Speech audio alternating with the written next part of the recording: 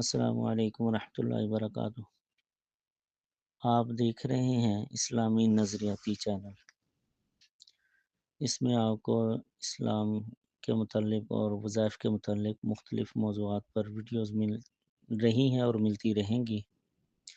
آج کی ویڈیو ہے نظر بد کو کیسے دور کیا جائے۔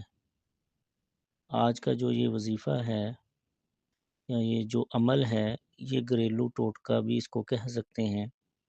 یہ ہم نے خود اپنی والدہ کو دیکھا عمل کرتے ہوئے، اور اس کا کئی بار جو ہے مشاہدہ کیا، تجربہ کیا، پر اثر پایا اس کو۔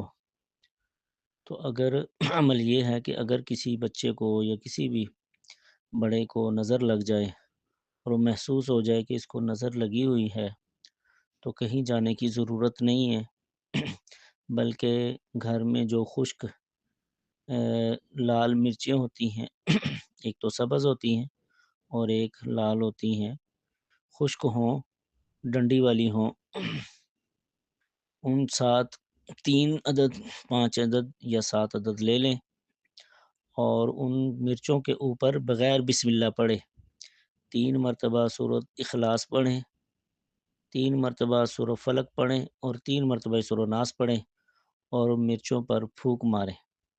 پھر اس کے بعد جس بندے کو یا جس بچی کو نظر لگی ہوئی ہے، اس کے سر پر دائیں طرف 7 پھیرے دیں۔ جب 7واں پھیرا آئے تو اس کے بعد ان مرچوں کو آگ میں جلا دیں، اور اگر سمیل آئے تو سمجھ لیں کہ نظر نہیں لگی ہوئی تھی، کوئی اور مسئلہ ہے، اور اگر سمیل نہ آئے تو سمجھ لیں کہ نظر لگی ہوئی تھی اور اتر گئی ہے۔ اگر ایک بار نہ ہو تو یہ عمل آپ 2-3 دفعہ بھی کر سکتے ہیں۔